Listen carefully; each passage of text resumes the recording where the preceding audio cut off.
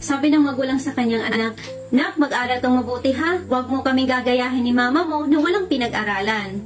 Dahil hindi naman lahat ng magulang ay maganda ang buhay at both parents is professional na pwedeng maging role model ng mga anak nila. Mas marami pa rin ang mahihirap na nag-fail pa sa studies nila gawa ng kahirapan sa buhay. Kaya kayong mga kabataan ngayon, matuto kayong makontento sa kung anong nakakayanan ng magulang ninyo. Dahil hindi mo alam kung anong hirap na dinanas nila, mabigay lang ang gusto mo.